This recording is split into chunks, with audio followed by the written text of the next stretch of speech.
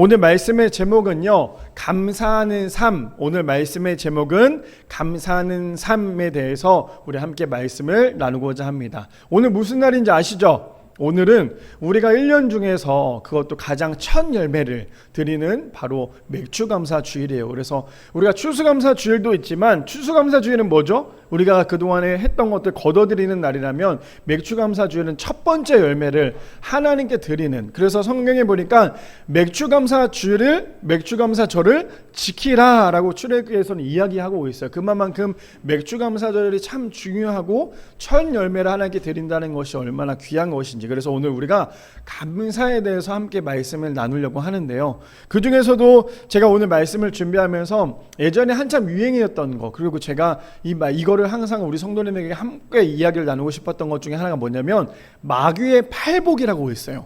이 복이라고 하는 거, 우리나라 사람들 특별히 복이라고 하면 너무너무 좋아하죠. 그래서 뭐 집집마다 복 다 적혀 있어요. 물론 복이라는 게 나쁜 건 아니고, 그렇죠? 복이라는 게 참 좋은 의미이지만, 근데 이 복이 우리가 기복신앙이 되어서는 안 된다고 했죠. 저번에도 말씀드린 것처럼. 근데 이 복이라는 게 과연 하나님을 위한 복이냐, 아니면 나를 위해서 마귀를 위한 복이냐. 그래서 오늘 우리가 말씀드리기 전에 마귀의 팔복, 우리가 성경에 나오는 그런 팔복이 아니라 마귀의 팔복에 대해서 우리가 먼저 좀 나누고 함께 나아가기를 원합니다. PPT 보면 떠 있는데요, 이렇게 얘기해요. 첫 번째, 너무 피곤하고 바쁘다는 핑계로 교회에 나가지 않는 자는 복이 있나니 그들은 나의 가장 믿을 만한 일꾼이 될 수 있음이요. 우리가 여기서 알아야 될 거는 마귀의 팔복이에요. 아시겠죠? 예수님의 팔복이 아니라 마귀의 팔복이에요. 저들을 지키라는 게 아니에요. 두 번째, 목사의 흠이나 과오를 보고 트집 잡는 자는 복이 있나니 그들은 설교를 들어도 은혜 받지 못할 것이미요 라고 얘기하고 있어요. 저는 저 두 번째 중에서 제가 이번 주 내내 이제 말씀을 듣고 설교를 들으면서 어떤 목사님이 이런 말씀을 하셨어요. 무슨 말씀을 하셨냐면, 우리가 너무나 정말 잘 들어야 되는 말씀인데 어떤 거냐면 그거예요. 우리가 신학 공부를 하는 이유, 우리가 교회 나와서 성경 공부를 하는 이유, 우리가 신앙생활을 하는 이유가 뭘까요? 교회를 세우기 위함이라는 거예요. 그렇죠? 교회를 세우기 위해서 신학 공부를 할 것이고 성경 공부를 할 것이고 예배 생활을 할 것인데, 지금은 전혀 반대가 되고 있다는 거예요. 신학 공부를 하는 이유, 성경 공부를 하는 이유가 마치 교회를 무너뜨리기 위해서, 교회를 지적하기 위해서 만들어낸 것처럼 얘기를 하고 있는데, 우리는 교회를 높이기 위해서, 교회를 세우기 위해서 우리가 신앙생활을 하는 거지 교회를 무너뜨리기 위해서 하는 게 아니라고 그 목사님께서 말씀하셨는데, 굉장히 저에게는 많이 와닿던 이야기였던 것 같아요. 왜냐하면 저도 신학생을 했지만 신학생이 가장 위험한 게 뭔지 아세요? 신학생은 두려움이 없어요. 그래서 신학생은 두려움이 없고요, 그 다음에 전도사가 두려움이 없고, 제일 두려움이 많은 게 누구냐면 목사예요, 사실은. 근데 그럴 수밖에 없는 게, 신학생들은, 저도 신학생 때 두려움이 없었어요. 그냥 뭐 잘못되면 무조건 지적을 했거든요. 근데 그게 지금 내가 배운 게 전부 다라고 생각을 하기 때문이에요. 근데 그것을 가지고, 배운 거 가지고 삶의 현장에서 목회를 하다 보면 때로는 우리가 이 목회 현장에서 이게 이거였구나라는 것을 깨달을 시간이 필요하기도 하다라는 거예요. 제가 왜 두 번째 이것을 이야기하냐면, 우리가 반드시 기도해야 될 것 중에 하나는 한국교회거든요. 우리는 금요 철회가 없잖아요. 그렇죠? 금요 철회가 없는데, 제가 금요일날 어느 한 교회, 너무너무 좋아하는 교회 금요 철회를 유튜브로 이제 들으면서 일을 했어요. 저녁에 일을 했는데, 그걸 보면서 거기에서 너무너무 간절히 기도했던 것 중, 거의 10분 정도를 기도했던 것 중에 하나가 뭐냐면 한국 교회를 놓고 기도하더라고요. 한국 교회를 놓고 기도하는데 제 마음이 얼마나 마음이 뜨겁던지, 저도 그 일을 하면서 그 유튜브를 들으면서 같이 속으로 기도하면서 그렇게 다녔던 것 같아요. 왜냐하면 우리가 해야 될 건 뭐냐면, 한국교회가 올바르게 쓰기 위해서는요, 한국교회를 위해서 기도해야 된다라는 거예요. 그래서 우리 성도님들 항상 신앙생활을 할 때마다 제일 중요한 건 뭐냐면, 이 한국교회가 올바르게 하나님 편에 서서 신앙생활을 할 수 있도록 기도하는 것. 그래서 두 번째가, 목사의 흠이나 과오를 보고 트집 잡는 자는 복이 있나니 그들은 설교를 들어도 은혜를 받지 못할 것이며. 그래서 우리가 설교를 들었는데 은혜가 되지 않는다 그러면 둘 중에 하나겠죠. 목사님이 영이 정말 말씀을 대충 전했거나 아니면 두 번째는 내가 정말 그 말씀을 들을 기가 없다라든가. 그래서 우리가 항상 예배 전에 기도를 하면서 준비를 해야 돼요. 하나님, 오늘도 예배 나왔는데 말씀을 들어야 되는데 그 말씀을 통해서 내 삶이 변화가 되기를 원한다고. 목사의 입에서 나오는 이야기지만 그 이야기가 단순히 목사의 이야기라고 생각하시면 안 되고 하나님께서 저 목사님을 통해서 이야기하시는 거에 대해서 우리가 알아야지만 오늘도 은혜가 된다라는 거죠. 자, 세 번째요. 세 번째 이렇게 얘기하죠. 자기 교회이면서도 나오라고 사정하여야만 교회에 나오는 자는 복이 있나니 그들은 교회 안에서 말썽꾸러기가 될 것이며. 네 번째, 남의 말하기를 좋아하는 자는 복이 있나니 그들은 내가 좋아하는 다툼과 분쟁을 일으킬 것이며. 다섯 번째요, 걸핏하며 삐죽하는 자는 복이 있나니 그들은 작은 일에도 화를 내고 교회를 곧 그만둘 것이며. 여섯 번째, 하나님의 일에 인색하여 헌금하지 않는 자는 복이 있나니 그들은 나의 일을 가장 잘 돕는 자일 것이며. 일곱 번째, 하나님을 사랑한다 하면서도 자기의 형제와 이웃을 미워하는 자는 복이 있나니 그들은 나의 영원한 친구가 될 것이며. 여덟 번째, 성경을 읽고 기도할 시간이 없는 자는 복이 있나니 그들은 나의 꾀임에 쉽게 넘어가 마침내 조롱거리가 될 것이며. 우리 성도님들, 이 마귀의 8가지 팔복 중에 과연 해당되는 게 몇 가지가 있으세요? 나는 한 가지도 없어요 라고 생각하는 사람은 아마 없을 것 같아요. 그렇죠? 저 또한 마귀의 팔복 중에요, 많은 것들이 저에게 많이 차지하고 있더라는 거예요. 마귀의 팔복이 뭐예요? 결국에는 하나님 편에서 멀어지게 하여 우리 마귀 앞에서 무릎을 꿇게 만드는 것이 마귀의 팔복이라는 거죠. 그래서 우리가 신앙생활하면서 가장 중요한 건 뭐냐면 하나님 앞에 날마다 겸손하게, 무엇보다 마귀의 팔복에 넘어가지 않으려면 하나님의 말씀을 깊이 묵상해야 되는 것이 우리의 삶이 되어야 한다는 거예요. 자, 여기까지 우리가 마귀의 팔복에 대해서 배웠어요. 지금까지 마귀의 팔복 첫 번째부터 여덟 번째까지 우리가 배웠다면 이 여덟 번째까지 우리가 해야 될까요? 하지 말아야 될까요? 하지 말아야겠죠. 이것을 잘 묵상했으면 좋겠어요. 자, 오늘은 무슨 날이라고요? 맥주감사 주일입니다. 그래서 우리 찬양 중에 은혜라는 찬양이 있는데 은혜 찬양 가사말을 한번 좀 보고 오늘 말씀을 좀 시작했으면 좋겠어요. 자, 이렇게 시작하죠. 내가 누려왔던 모든 것들이, 내가 지나왔던 모든 시간이, 내가 걸어왔던 모든 순간이 당연한 것 아니라 은혜였소. 아침 해가 뜨고 저녁에 노을, 봄의 꽃향기와 가을의 열매, 변하는 계절의 모든 순간이 당연한 것 아니라 은혜였소. 내가 이 땅에 태어나 사는 것, 어린 나이 시절과 지금까지 숨을 쉬며 살며 꿈을 꾸는 삶, 당연한 것 아니라 은혜였소. 내가 하나님의 자녀로 살며 오늘 찬양하고 예배하는 삶, 복음을 전할 수 있는 축복이 당연한 것 아니라 은혜였소. 모든 것이 은혜, 한없는 은혜. 내 삶에 당연한 것 하나도 없었다는 것은 모든 것이 은혜였어. 자, 우리 성도님들 이 찬양 너무나 잘 아시는 찬양이죠. 제가 왜 오늘 이걸로 시작을 하냐면 오늘은 우리가 좀 전에 말했던 맥주 감사 주일이에요. 그래서 우리가 말씀을 들어가기 전에 한 해 동안에 감사했던 것들이 어떤 것들이 있는가, 한번 저는 일주일 동안에 감사거리를 한번 좀 찾아봤어요. 근데 감사의 반대가 뭔지 아세요? 감사의 반대는 불평이에요. 그렇죠? 우리가 불평을 하고 있다면 계속 감사거리를 찾을 수가 없어요. 근데 감사를 찾을 수 있는 가장 큰 은혜가 뭔지 아세요? 내 삶 가운데 감사하지 못하는 상황 가운데 그 안에서 감사를 찾는다는 것이 진짜 감사라는 거예요. 당연히 감사할 것들이 많겠죠. 우리가 살면서 건강하다라는 것도 감사할 거고, 그냥 우리에게 주어진 것들이 감사할 것들이 많은데 그 감사에 대해서 감사하는 건 너무나 당연한 거예요. 너무나 자연스러운 거지만 더 큰 감사는 뭐냐면요, 지금 내 상황 가운데 감사하지 못하는 것들 있잖아요. 내가 살면서 감사하지 못하는 것들.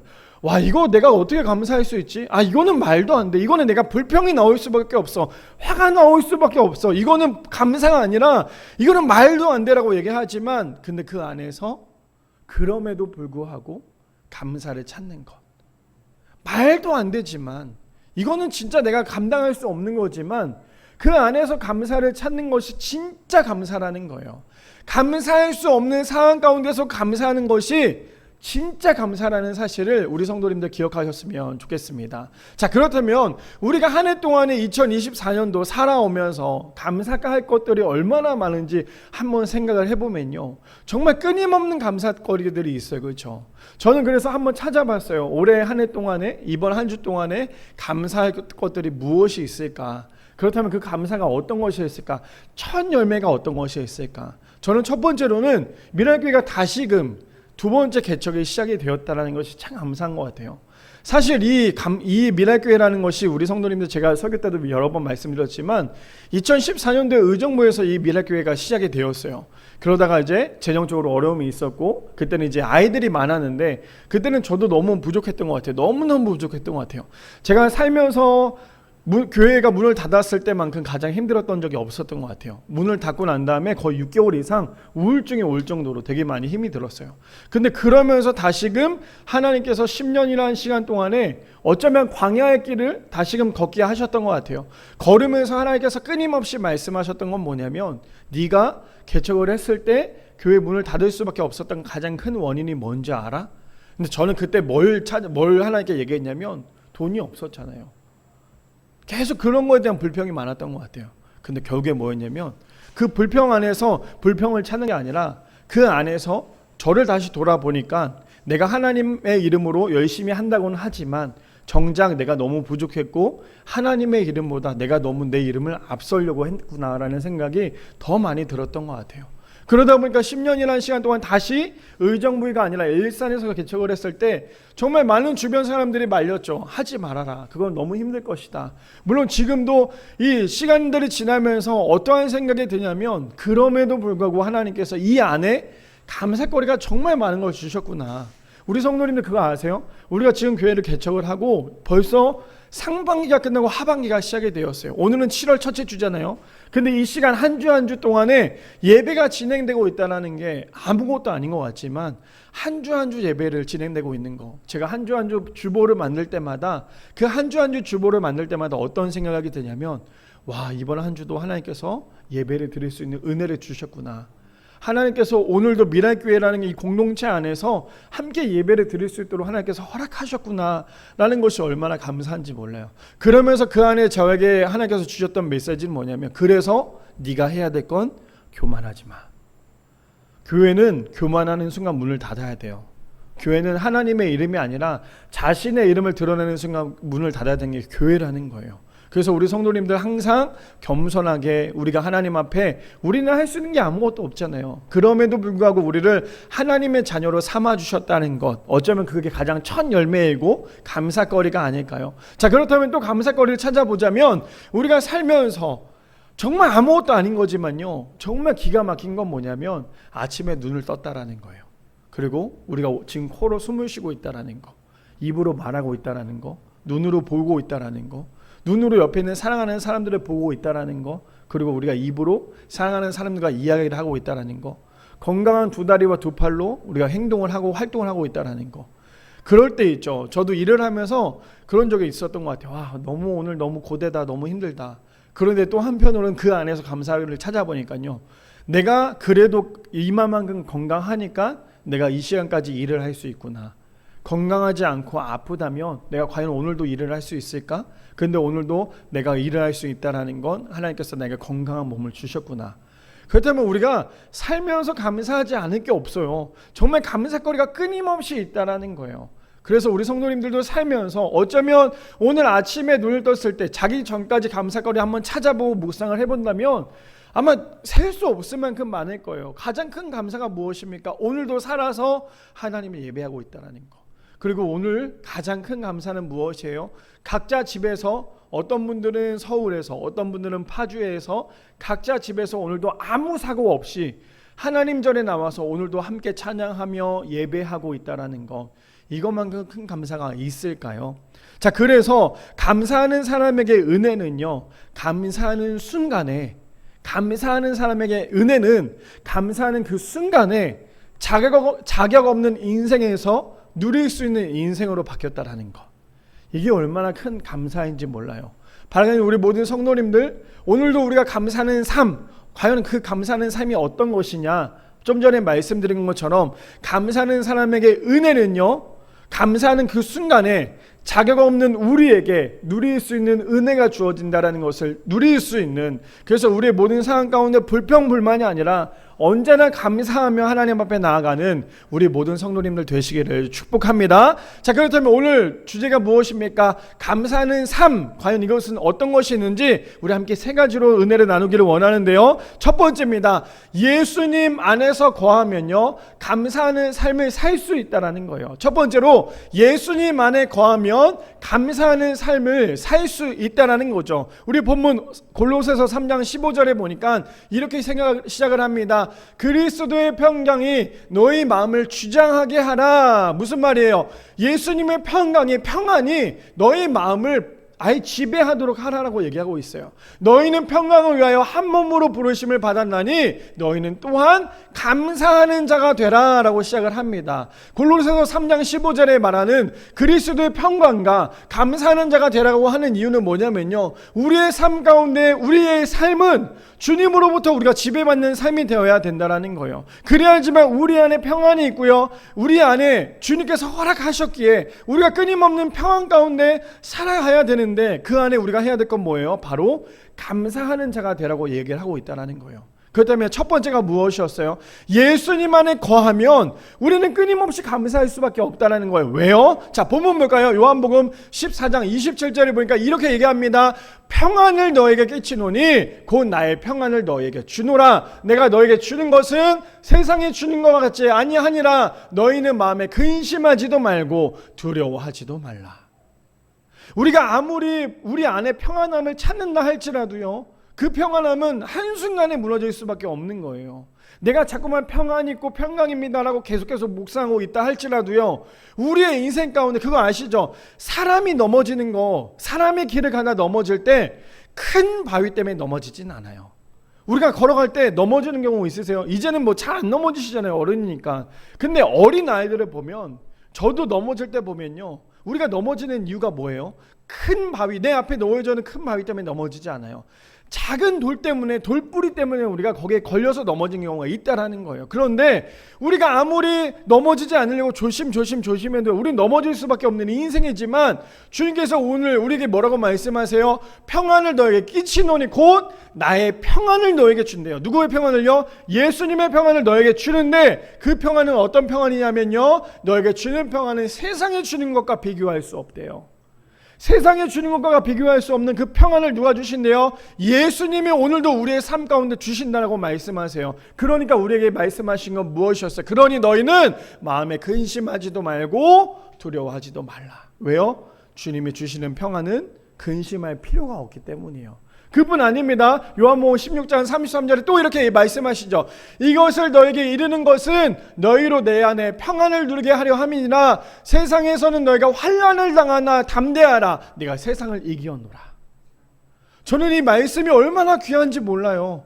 이것을 너에게 이르는 것은 너희로 내 안에 평안을 누리게 함이니래요. 근데 그 평안을 통해서 어떻게 해요? 우리는 세상 가운데 얼마나 수많은 고난이 있어요. 얼마나 환난이 있습니까? 그런데 그 환난과 그 모든 것들을 우리가 이길 수 있는 이유는 주님께서 우리에게 평안을 허락하셨기 때문이에요. 그 평안을 통해서 어떻게 해요? 내가 세상을 이기었노라. 우리가 세상을 이길 수 있는 그 평안은 내 안에 주어진 평안이 아니라요, 주님께서 오늘도 나에게 주셨던 그 평안을 통하여서 우리가 오늘도 세상을 이길 수 있는 거예요. 그래서 세상을 이길 수 있는 힘은 내가 힘이 있어서 세상을 이기는 것이 아니에요. 우리가 드라마를 보거나 우리가 TV를 보면요, 힘이 있는 사람들이 항상 옆에 자신에게 가장 좋은 사람, 가장 똑똑한 사람, 가장 힘이 되는 사람을 옆에 둬요. 그러다 보니까 그 사람이 그 옆에 있는 사람에게 모든 것을 다 전가하죠. 그리고는 그 사람을 의지해요. 그러면 그 옆에 있는 사람은 정말 죽어라 그 옆에 있는 사람에게 충성을 다해서 일을 해요. 그러다가 그 일을 잘 하다가 끝까지 그것이 가는 건 아니에요. 모든 스토리랑 많은 드라마들이나 TV를 보면 어떤 일들이 벌어지냐면, 처음에는 같이 힘을 합하여서 열심히 하지만 이 사람들 안에서 요만큼 마음의 벽이 생기거나 금이 가면 이 사람들은 서로 어떻게 되면 서로 죽이기에 앞선다라는 거예요. 서로 세우려고 열심히 했던 사람들이 결국에는 사람을 의지하다 보니까 사람을 의지하면 결국에는 이 작은 그 금 때문에 아까 전에 말씀드렸죠. 가다가 넘어지는 것은 작은 돌뿌리 때문에 넘어지듯이 사람을 의지하면 결국에는 그 사람들 때문에 넘어질 수밖에 없는 거예요. 신앙생활 가운데 가장 큰 상처가 뭔지 아십니까? 신앙생활 가운데 가장 큰 상처는요, 사람 때문에 넘어지는 상처예요. 저는 사역을 하면서요, 저도 나름 이제 여러 가지 사역지를 다녔잖아요. 뭐 길진 않았지만 거의 10번의 교회를 옮겨 다니면서 사역을 했어요. 사역을 하면서 어떤 교회는 저에게 너무너무나 큰 위로와 또 회복과 또 다시 도전이 되게끔 했던 교회들이 있지만, 또 한편으로 어떤 교회들은 어떤 일들이 있었냐면 거의 대다수였던 것 같아요. 저에게 나가면서 그런 말씀을 하세요. 절대로 나가서 우리 교회 성도들이랑 연락하지 마. 우리 교회 성도들이랑 연락하는 순간 너 힘들 거야. 너 앞으로 그럼 내가 너한테 뭐라 할 거야? 그랬던 목사님들이 한둘이 아니었어요. 그러면 제 마음에 어떤 마음이 들었을까요? 제가 첫 번째 목회를 했을 때요, 처음에 사역을 했을 때 제가 받았던 교육이 있어요. 절대로 내가 전에 사역했던 교회 성도들이랑 연락하지 말아야 된다라는 거. 그래서 저는 첫 번째 교회에서 사역을 했을 때 거기는 교회가 워낙 크다 보니까 제 핸드폰에 기록된 사람들만, 이제 저장된 사람들만 500명이 넘게 있었어요. 근데 그 사람들을 저는 나오면서 싹 다 지웠어. 아예 초기화를 시켰거든요.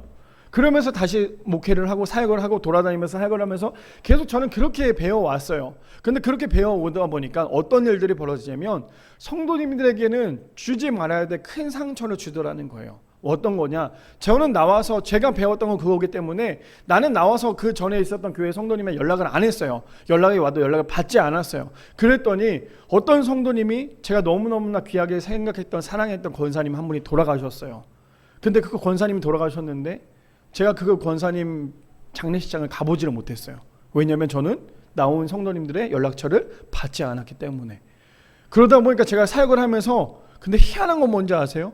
사역을 하면서 제가 대전에서 서울로 다시 올라왔을 때 한 교회를 사역을 하러 갔는데 거기에 그 가정이 있었어요. 얼마나 저에게는 이게, 목사님 그때 그 전 교회에서 사역을 했었던 목사님이시잖아요. 깜짝 놀랐어요. 그래서 제가 그때 깨달은 게 뭐냐면, 물론 내가 나와서 그 전에 교회 성도님들이랑 막 이렇게 주고받고 이거보다는 정말 필요할 때 그들에게는, 물론 내가 나와서 그들에게 힘이 되어주는 건 하면 그거는 그 전에 있었던 교회들한테 좀 미안하긴 하지만, 그럼에도 불구하고 내가 그래도 그 사람들의 연락은 무시하지 말아야겠다라는 생각을 참 많이 했던 것 같아요. 무슨 말이냐면 사람이 사람을 의지하잖아요. 제가 나왔다고 해서 제가 전에 있었던 교회 성도들이랑 연락을 한다고 해서 그 성도들이 우리 교회 오는 건 아니에요.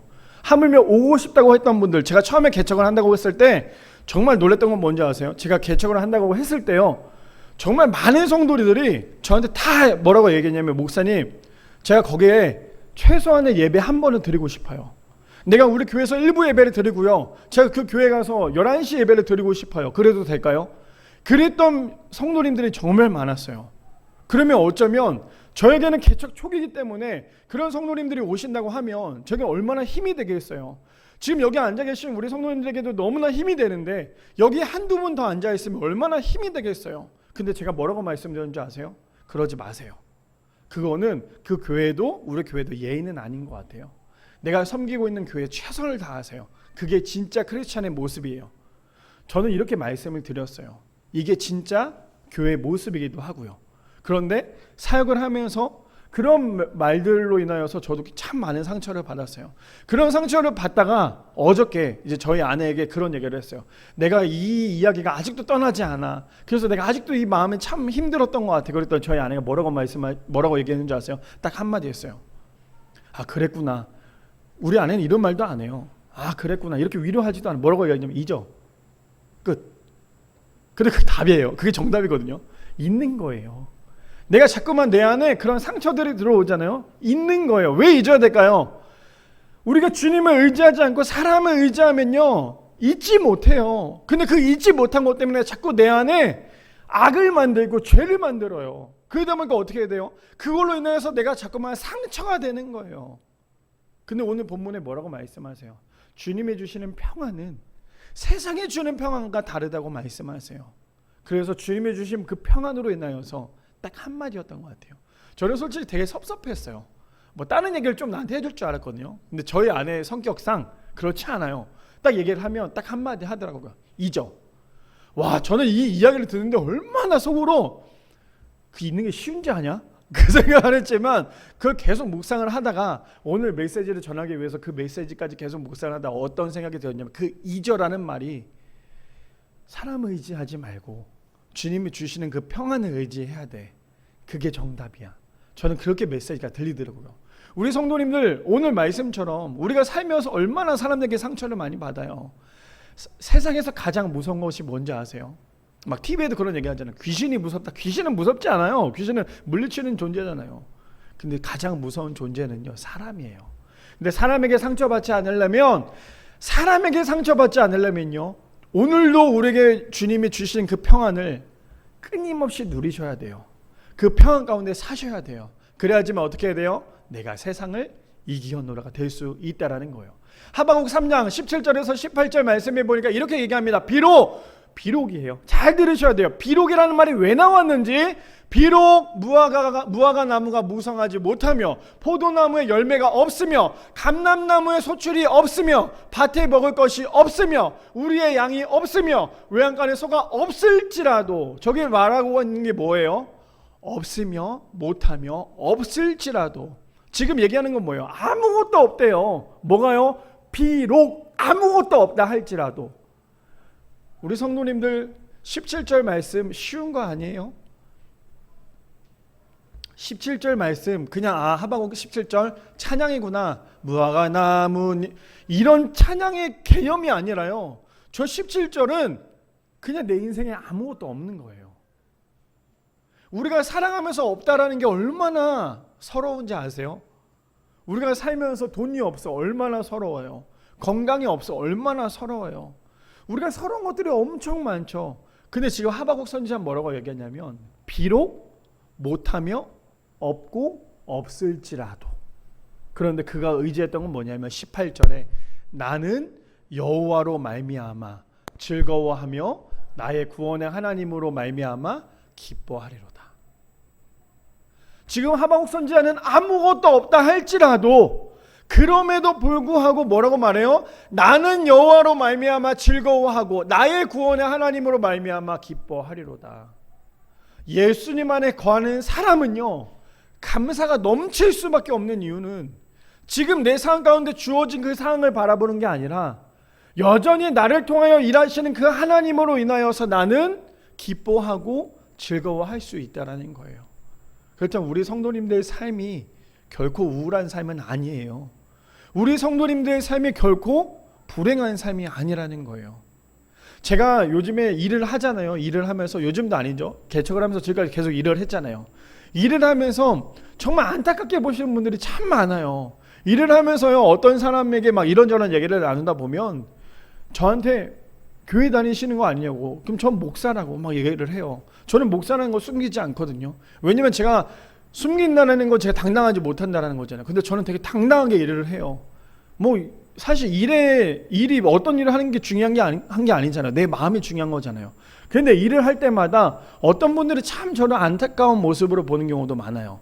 그 일 너무 힘들지 않냐? 너무 그거는 좀 안타깝다라고 막 얘기를 하는데, 저는 그럴 때마다 어떤 생각이 드냐면, 사실 제가 붙잡고 있는 게 있어요. 제발 나를 건들지 마라. 날 건들면 내가 무너질 수도 있으니까, 내가 너무 힘드니까 건들지 마라. 이게 처음에 저의 마음이었는데 지금 저의 마음은 어떤 거냐면요, 왜 나는 지금 내가 내 일을 하는 게 너무너무나 힘들지만 그래도 오늘 내가 일을 할 수 있는데, 내가 일을 해서 내 자식들을 먹여 살릴 수 있는데, 이게 지금 내가 일을 해서 오늘도 목회를 할 수 있는데, 내 주어가 뭐냐면요, 내 중심이 뭐냐면 일을 해서 돈을 벌어서 내가 잘 먹고 잘 산, 제가 하는 일로 인하여서 잘 먹고 잘 살 수는 없어요. 제가 죽거나 제 일을 한다고 해서 막 빌딩을 사거나 좋은 집을 사거나 좋은 차를 살 수는 없어요. 진짜 말 그대로 하루 먹고 하루 사는 그런 일인데, 그럼에도 불구하고 제가 그 일을 하면서도 감사하는 건 뭐냐면, 그럼에도 불구하고 내가 그 일을 하면서 주일날 목회를 할 수 있다는 거. 저는 이거거든요. 제가 만약에 평일날 일을 안 하잖아요. 그럼 저는 오늘도 목회를 못 할걸요. 저는 오늘도 이 자리에 서서 목회를 못 해요. 왜냐하면 너무 힘들거든요. 재정적으로. 개척교회 아시잖아요. 다 알잖아요. 개척교회 얼마나 힘든지. 근데 저는 힘들다고 생각하지 않아요. 하나님께서 부어주신 은혜가 분명히 또 있을 거거든요. 그래서 저는 저 말씀이 저에게는 나는 지금 아무것도 없다 할지라도, 아니 생각해보니까 반대로 생각해보니까요, 나는 지금 가진 게 너무 많은 거예요. 제가 아까 전에도 그런 고백을 했죠. 개척을 했을 때 이런저런 감사할 것들이 있다. 근데 저에게 가장 큰 감사가 뭔지 아세요? 오늘도 우리 성도님들이 이 자리에 앉아서 함께 예배드리고 있다는 거. 성도님들은 어떤 마음인지 모르시겠지만 저는요, 뭐 이건 가식적이다, 일부러 듣기 좋게 하려고 하는 말이 아니라, 저는 오늘도 여기 앉아서 성도님들이 앉아서 함께 예배드리고 있다는 게 진짜 귀한 거거든요.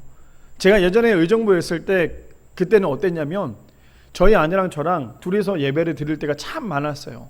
그때는 어떤 생각이 들었냐면, 저희 아내는 반주를 했어요. 앞에서 반주를 하고 저는 여기서 설교를 했어요. 듣는 사람 아무도 없는데, 그때 우리 유리윤이도 없었는데, 그래서 내가 저희 그때는 또 장의자 있고 의자도 되게 많았거든요. 저기다 인형을 좀 냅둘까? 인형을 냅두고 좀 설교를 할까? 그런 생각을 참 많이 했어. 근데 지금은 듣는 분들이 이렇게 있다라는 거. 저는 없는 게 아니라, 저는 평일날 일이 좀 고되지만, 일이 고된 게 중요한 게 아니라 오늘도 이 자리에 서서 여기 앉아 계신 성도님들과 함께 신앙생활하고 하나님의 말씀을 함께 나누고 있다는 거, 이것이 저에게는 얼마나 감사한지 몰라요. 그게 바로 뭐냐? 예수님 안에 거하면. 우리가 예수님 안에 있기 때문에 이렇게 예배 드릴 수 있는 거잖아요. 예수님 안에 있지 않았다면 지금 여기서 같이 만날 사람 없잖아요. 저도 예수님을 만나지 않았고 예수님 믿지 않았다면 저는 지금 여기 있지 않았겠죠. 집에 쓰러져 있었겠죠. 밤새 놀았기 때문에.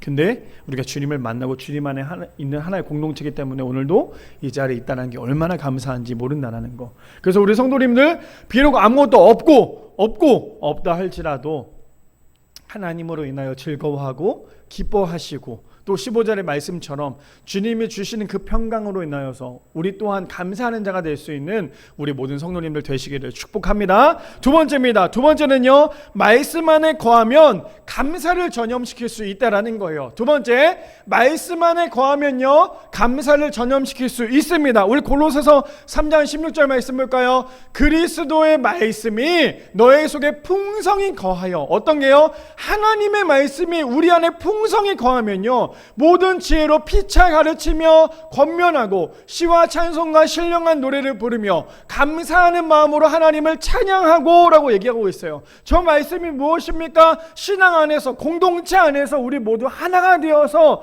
함께 서로를 위해서 마음을 나누라는 거예요. 잘난 척 하지 말고 겸손함으로 서로를 이야기하라는 거예요. 우리 성도님들도 알다시피 제가 성격이 되게 강해요. 되게 강하다 보니까 고집도 세요. 그래서 저는 도 아니면 뭐예요. 무조건 이거 아니면 저거거든요. 그래서 저에게 마음은 어떤 거냐면, 저는 어설프게 타협하지 않아요. 그거 아니야? 예를 들어서 여기 뭐 없지만 성도님 한 분이 잘못을 하고 있어요. 그럼 그 성도님들은 어떻게 할까요? 끝까지 용서하지 않아요. 저는. 왜냐하면 저는 그 성도님들에게 계속 얘기를 하겠죠. 그거에 대해서 고치십시오. 근데도 고치지 않고 계속 그렇게 있다면 어쩌면 그 성도님에게, 저는 그 성도님에게 단호하게 얘기할 것 같아요. 그거 하나님 믿는 거 아니라고. 무슨 말이냐면, 그렇게도 이야기할 수 있지만 우리가 신앙생활하면서 서로 겸손하게 하나님 말씀 안에 거하면 우리가 해야 될 건 뭐냐면 감사함으로 전염을 시킬 수 있는데, 모든 지혜로 피차 가르치며 권면하고 시와 찬송과 신령한 노래를 부르며라고 얘기하고 있어요. 그것이 무엇입니까? 우리 안에서, 공동체 안에서 함께 예배하는 삶이라는 거예요. 말씀 안에 있으면요, 감사를 전염시킬 수 있어요. 하나님의 말씀은 부정적인 말이 아니거든요. 하나님의 말씀은 오로지 구원이에요. 구원 안에서 우리 서로에게 전염시킬 수 있는 건 뭐냐면 감사함으로 구원을 전염시킬 수 있어요. 우리 성도님들, 우리가 최근에 너무 힘들었던 것 중에 하나가 코로나였잖아요. 지금 또 다른 질병이 또 다시 발견되고 있대요. 그만큼 지금 많은 전 세계적으로 위기라고 얘기를 하고 있어요. 그럼에도 불구하고 그런 나쁜 것들은 금방 전염이 돼요. 그렇죠? 근데 우리가 해야 될 건 뭐냐면 나쁜 것들을 전염시킬 게 아니라 하나님 안에서, 말씀 안에서 서로 권면하고 또 지혜를 함께 나눠야 된다고 얘기를 하고 있어요. 자, 그 말씀 어떤 건지 볼까요? 데살로니가전서 2장 13절 말씀해 보니까 이렇게 얘기합니다. 이러므로 우리가 하나님께 끊임없이 감사함은 너희가 우리에게 들은 바 하나님의 말씀을 받을 때 사람의 말로 받지 아니하고 하나님의 말씀으로 받음이니라. 어떤 건지 아시겠어요? 신앙 안에서, 공동체 안에서 하나님의 말씀, 우리가 교회 안에서 해야 될 건 뭐냐면요, 반드시 해야 될 건 하나님의 말씀을 받아야 된다라는 거예요.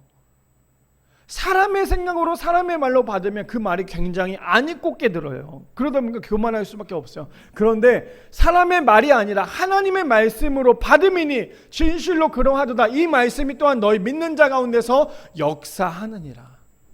그래서 신앙생활은요, 불평불만이 아니라 하나님의 말씀을 토대로 함께 나눠가는 거예요. 예배가 무엇일까? 한번 생각해 보셨어요? 예배는 오늘도 앉아서 여기서 예배했다 그리고 나간다, 이거 예배 아니에요. 진정한 예배는 오늘도 우리가 이 자리에서 성령님의 역사하심을 경험하는 것. 예배를 10번, 20번, 100번 드렸다고 해서 예배가 아니라 단 한 번 예배를 드린다 할지라도 그 예배 안에 성령님의 임재를 경험할 때 우리 안에서 역사하시는 그 성령님을 바라보는 것, 그게 진짜 예배라는 거예요. 그게 뭐예요? 사람의 말로 듣지 않고 하나님의 말씀으로 받아들이는 것. 그래야지만 하나님의 말씀이 오늘도 우리의 삶 가운데 역사한다라고 얘기를 하고 있다라는 거예요. 고린도서 15장 9절에서 10절 말씀해 보니까 나는 사도 중에 가장 작은 자라. 나는 하나님의 교회를 박해하였으므로 사도라 칭함을 받기를 감당하지 못할 자니라. 누구예요? 사도 바울이에요. 그렇죠? 근데 사도 바울이 뭐라고 고백합니까? 그러나 내가 나 된 것은 하나님의 은혜로 된 것이니 내게 주신 그의 은혜가 헛되지 아니하여 내가 모든 사도보다 더 많이 수고하였으나 내가 한 것이 아니요 오직 나와 함께 하신 하나님의 은혜로라. 제가 왜 저 말씀을 갖고 왔냐면 진짜 하나님 안에 거하는 사람, 진짜 하나님의 말씀에 풍성한 사람은요, 자신이 얼마나 부족한지를 아는 사람이에요. 사도 바울 얼마나 훌륭해요. 사도 바울이 누구였어요? 예수님을 박해했던 사람이었잖아요. 예수님을 믿는 사람은 박해했던 사람이었어요. 근데 그가 예수님을 만나고 난 다음에 신약 성경의 대부분을 사도 바울이 썼어요. 얼마나 귀하게 하나님께서 사도 바울을 사용했어요. 왜요? 사도 바울이 이런 고백이 있었어요. 나는 죄인 중에 괴수고 나의 나 된 것은 다 하나님의 은혜고 나는 죄인이기 때문에 사도라 칭함을 받기를 부담된다, 어렵다라고 얘기했던 겸손했기 때문이에요. 그래서 하나님 말씀 안에 있는 사람은 교만이 아니라 겸손할 수밖에 없다라는 거예요. 자, 계속 볼까요? 야고보서 3장 8절에서 10절. 현대인의 성경에 보니까 이렇게 얘기합니다. 그러나 혀를 길들일 사람은 아무도 없습니다. 혀는 걷잡을 수 없는 악이며 죽이는 도구로 가득 차 있습니다. 우리 좀 전에 사도 바울, 고린도전서 이야기한 거, 사도 바울의 겸손함을 우리가 함께 나눠봤다면, 사도 바울의 겸손함을 고백했다면, 이번에 반대예요. 교회에서 하지 말아야 될 것, 어떤 거예요? 야고보서 말씀처럼 뭐래요? 혀를 길들일 사람은 없대요. 교회 안에서 혀를 가지고 상처를 주거나 혀를 가지고 상처를 받는 사람은 결국에 어때요? 악이며 죽이는 도구로 가득 차 있다라는 거예요. 우리는 이 혀로, 이거는 팩트예요. 이거는 사실이에요. 잘 들으셔야 돼요. 이 말씀 묵상하셔야 돼요. 얼마나 이 혀가 무서운 거냐면 우리는 이 혀로 하나님을 찬송하고 그분의 모습으로 창조된 사람을 저주하기도 해요. 얼마나 두려운 말씀인지 아시겠어요? 우리가 이 혀로, 하나님께서 만들어주신 이 혀로 우리가 해야 될 건 뭐냐면 하나님을 찬양하는 거예요. 감사하는 거예요. 근데 지금 뭐라고 얘기하고 있어요? 하나님께서 만들어주신 이 혀로 하나님을 찬송은 하지만 하나님을 찬송하면서 하나님께서 만들어내신 창조작품인 사람을 저주한대요. 얼마나 이중성이 있는지 아시겠어요? 얼마나 이 혀가 두려운 건지 아시겠어요? 교회 안에 들어오지 말아야 될 혀라는 거예요. 그러면서 10절에 한 입에서 찬송과 저주가 나오고 있습니다. 형제 여러분, 이런 일이 있어서는 안 됩니다. 지금 우리가 성도님들이 많지 않아요. 근데 저는 탄탄하게 가자라고 말씀드렸어요. 그렇죠? 탄탄하게 가자고 말씀드렸던 이유는 뭐냐면 다른 새로운 성도님들이 들어온다 할지라도 그 성도님들 안에서 하나가 되려면요, 우리 먼저 하나가 되어야 돼요. 우리가 먼저 겸손해져야 돼요. 우리가 먼저 하나님께서 주신 혀로 사람을 저주하는 게 아니라 우리가 하나님께서 주신 혀로 사람을 위해서 더 섬겨야 되고 그것을 통하여서 하나님께 예배해야 된다라는 거예요. 근데 교회 안에 하나님께서 주신 혀로 찬송도 하지만 사람을 저주하는 건 결국에는 진짜 크리스천의 모습이 아니라는 거예요. 말씀 안에 거하고 풍성이 있는 사람은요, 혀로 사람을 저주하지 않아요. 근데 어설프게 하나님의 말씀을 읽거나 그 말씀을 묵상한 사람은 그 말씀을 가지고 정죄하는 사람이에요. 얼마나 어리석은 사람입니까? 자, 그런데요, 데살로니가후서 1장 3절에서 4절 말씀에 그래서 이렇게 얘기합니다. 형제 자매 여러분, 우리는 여러분을 두고 언제나 하나님께 감사를 드릴 수밖에 없습니다. 그렇게 하는 것이 당연한 일이니 그것은 여러분의 믿음이 크게 자라고 여러분 모두가 각자 서로에게 베푸는 사랑이 더욱 풍성해 가고 있기 때문입니다. 교회 안에서 해야 될 게 뭔지 아시겠어요?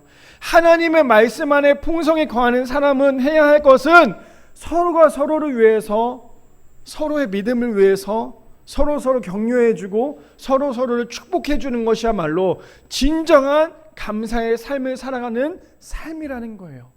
그래서 우리가 첫 번째가 무엇입니까? 예수님 안에 거해야 된다고 했죠. 그래야 감사가 나온다고 했고, 두 번째가 무엇이었어요? 말씀 안에 거하는 사람은 감사를 어떻게 해요? 전염시키는 거예요. 계속 내가 내 입으로 성령님에 대해서, 하나님 예수님에 대해서 이야기하고 감사거리를 이야기하는데 그 감사거리를 이야기하는 사람 앞에서 부정적인 말은 못할 거 아니에요. 감사를 전염시키자라는 거예요. 지금 여기 앉아있는 성도님들 뿐만 아니라 우리 가정에서 또 내가 만나고 있는 사람들에게도 감사거리를 끊임없이 전염시키는 우리 모든 성도님들 되시기를 축복합니다. 그래야 하나님 말씀 안에 거하는 사람의 모습이라는 거예요. 자, 마지막 세 번째입니다. 마지막 세 번째 이렇게 얘기합니다. 뭐라고 말씀하죠? 감사는 그리스도인의 삶입니다. 마지막 세 번째로는요, 감사는 그리스도인의 삶이라는 거예요. 자, 본문 볼까요? 골로새서 3장 17절 말씀해 보니까 또 무엇을 하든지 말에나 일에나 다 주 예수의 이름으로 하고 그를 힘입어 하나님 아버지께 감사하라. 저는 저 말씀이 우리 성도님의 삶 가운데 강력하게 임하기를 소망합니다. 왜요? 우리가 무엇을 하든지 말에나 일에나 누구를 위해서요? 예수 그리스도의 이름을 인하여서 우리가 하고, 그리고 난 다음에 하나님의 이름을 하나님 아버지께 감사하는 것이 우리의 삶이 되어야 된다는 거예요. 그래서 마지막 세 번째가 무엇입니까? 감사는 그리스도인의 삶이라는 거예요. 자, 출애굽기 23장 16절 말씀해 보니까 이렇게 얘기합니다. 오늘 우리 맥주감사주일, 이 본문이 맥주감사주일에 완전히 해당되는 말씀이죠. 맥주절을 지키라. 이는 내가 수고하여 밭에 뿌린 것에 첫 열매를 거둠이라. 뭐라고 말하고 있어요? 맥주절을 지킬래 말래 이게 아니에요. 맥주절을 지키라고 말하고 있어요. 맥주절을 지켜라. 왜 지켜야 합니까? 그것이 첫 열매를 거두기 위함이라는 거예요. 수장절을 지키라. 이는 내가 수고하여 이룬 것을 연말에 밭에서부터 거두어 저장함이니라. 감사는 그래서 해야 될 건 뭐냐면요, 내가 받아서 감사하는 게 아니라 미리 감사하는 거예요. 그리 아니하실지라도 감사할 수 있는 우리 모두가 되기를 축복합니다. 그래서 맥주 감사절을 지켜야 한다는 거죠. 왜요? 첫 열매이기 때문에. 자, 욥기 1장 20절에서 22절 말씀에 보면 이렇게 얘기합니다. 욥이 일어나 겉옷을 찢고 머리털을 밀고 땅에 엎드려 예배하며. 자, 20절 말씀에 보면 욥이 지금 뭐 하고 있어요? 겉옷을 찢고 난 다음에 머리털을 밀고요, 땅에 엎드려 예배를 하고 있어요. 그렇다면 욥이 지금 어떤 상황일까요? 욥기서 읽어보셨죠? 욥기는 어떤 말씀이에요? 1장부터 마지막 장까지 보면 욥기는 하나님과 마귀 사이에서 끊임없는 시험을 경험을 하고 있고 이겨내면서 결국에는 뭐냐면 욥기는 대단한 사람이다가 아니에요. 욥기는 하나님 없이는 아무것도 할 수 없는 사람이구나가 욥기의 인생의 정답이었어요. 근데 지금 20절 전에 1절부터 19절까지 말씀해 보면요, 욥기의 사건은 어떤 사건인지 아시죠? 자신이 가지고 있었던 모든 것을 잃어요. 하물며 가장 사랑하는 자녀들까지 잃어버려요. 자기가 가지고 있었던 모든 것들 다 잃어버려요. 하박국 선지자가 말한 것처럼 모든 것을 다 잃어요. 정말 내가 가지고 있었던 가장 중요한 것들 다 잃어요. 근데 지금 욥기가 하고 있는 게 뭐예요? 욥이 일어나 겉옷을 찢고 머리털을 밀고 땅에 엎드려 예배하며. 자신이 가진 것을 다 잃었는데 그가 했던 건 하나님 앞에 불평불만이 아니었어요. 아, 주님 그만하세요. 알겠어요. 그만하세요. 주님 그만하세요. 됐어요. 그만하세요. 집에 있는 재산을 다 잃었을 때도 아, 그래요. 주님 내가 여기까지 버텨볼게요. 하물며 자녀까지 잃었을 때 욥이 할 수 있는 건 하나님 나 진짜 아무것도 할 수 없는 거잖아요. 그런데 욥이 그 안에서 불평불만 하거나 하나님을 떠나거나 이랬던 것이 아니라 욥이 했던 건 뭐냐면 머리를 밀고 옷을 찢고 하나님 앞에 나와서 예배했어요. 우리 성도님들 삶 가운데 잃는 거 너무 많잖아요. 얼마나 많은 것들이 잃어요. 가장 소중한 것들을 잃었다고 생각을 해보세요. 감당할 수 있으시겠어요? 저는 저에게 보물 1호가 있는데 그 보물 1호를 잃는다면 정말 저도 죽을 것 같이 너무 힘들 것 같아요. 그게 사람의 마음이에요. 근데 욥은 어떻게 하고 있어요? 그럼에도 불구하고 하나님 앞에 나와 예배하고 있다라는 거예요. 왜요?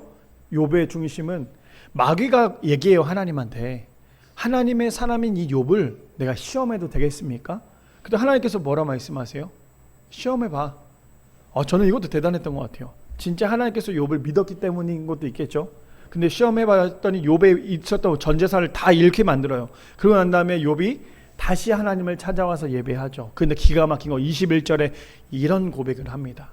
이르되 내가 못해서 알몸으로 나와 싸운지 또 알몸으로 그리로 돌아갈지로다. 주시니도 여호와시오 거두시니도 여호와시니 여호와 이름을 찬송받으실지니이다 하고. 우리 성도님들, 저것이 우리 성도님들의 삶 가운데, 저의 삶 가운데 고백이 되기를 소망합니다. 저것을 진짜 믿어야 돼요. 하나님께서 주셨기 때문에 우리가 하나님께 드리는 거예요. 우리가 있는 거, 잃어버리는 거, 우리가 없어져 버리는 거, 이것은 하나님께서 주셨기 때문에 잃어버리는 것도 괜찮아요. 왜요? 하나님께서 주셨기 때문이에요. 근데 이게 쉽지 않아요. 이게 말처럼 쉽지 않다라니까요. 욥의 저 고백은요, 쉽게 나온 게 아니었어요. 내가 지금 내 삶 가운데 내 자녀들의 문제가 있고, 내 가정의 문제가 있고, 내 사업장의 문제가 있고, 내 생활 가운데 문제가 있는데, 그럼에도 불구하고 그 어려운 가운데 불구하고 하나님 왜 나는 이렇게 살아야 됩니까? 왜 내 가정은 이렇습니까? 내 자녀들은 왜 이렇습니까? 왜 내 가정과 내 삶이 이렇습니까? 하나님께 원망한 게 아니라 주신 이도 하나님이셨고요, 결국 거두신 이도 하나님이십니다. 왜요? 나는 알몸으로 왔기 때문에.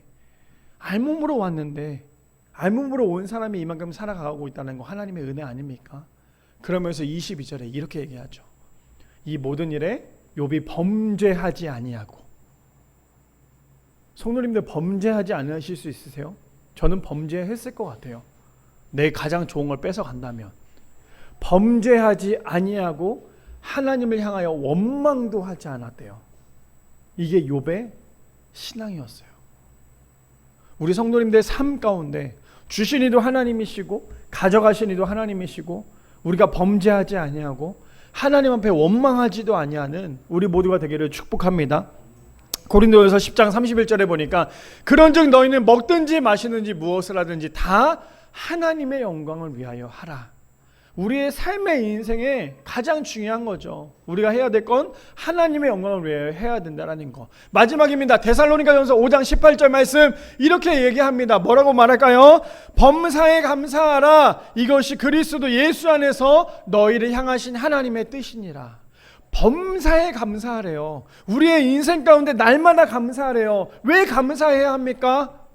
아까 세 번째 주제가 무엇이었어요? 감사는 그리스도인의 삶이라고 얘기했죠. 범사에 감사해야 될 이유는 뭐냐면요, 그 모든 것이 바로 하나님의 뜻이기 때문이에요. 그리스도 예수 안에서, 예수님 안에서 너희를 향하신 하나님의 뜻이기 때문이에요. 오늘 우리가 맥주감사 주일로 우리가 함께 지내고 있어요. 또 함께 오늘도 예배를 드리고 있어요. 그렇다면 우리 성도님들, 감사가 무엇입니까? 아까 전에 감사에 대해서 얘기했죠. 감사가 주는 은혜는 우리가 지금 그 감사함으로 감히 할 수 없는 그 인생 가운데 누릴 수 있는 인생으로 바뀐다는 것. 그렇다면 우리의 인생의 감사는요, 감사할 수 없는 상황 가운데 감사할 수 있는 것. 내가 너무나 많이 아파요. 내가 지금 당장 죽을 것 같아요. 그럼에도 불구하고 어느 한 암 환자가 이런 고백을 하더라고요. 나는 살 날이 얼마 남지 않았습니다. 근데 제가 감사할 수 있는 이유는요, 제가 암으로 인하여서 아픈 그 신경들을 느낄 수 있다는 것에 대해서 감사합니다. 말이 안 되죠. 그걸 어떻게 감사해요? 근데 우리 성도님들, 감사하지 않는 상황 가운데, 감사할 수 없는 그런 좌절 가운데서도 감사할 수 있는, 그래서 하나님을 처음 만났던 그 첫 장소, 처음 만났던 그 첫 사랑, 처음 하나님을 만났던 가장 큰 첫 열매, 그것이 구원이라는 것. 그래서 우리의 인생 가운데 첫 열매를 잊지 않고 감사함으로 하나님 앞에 설 수 있는, 하나님께 감사할 수 있는 사랑하는 우리 교회 성도님들 되시기를 축복합니다.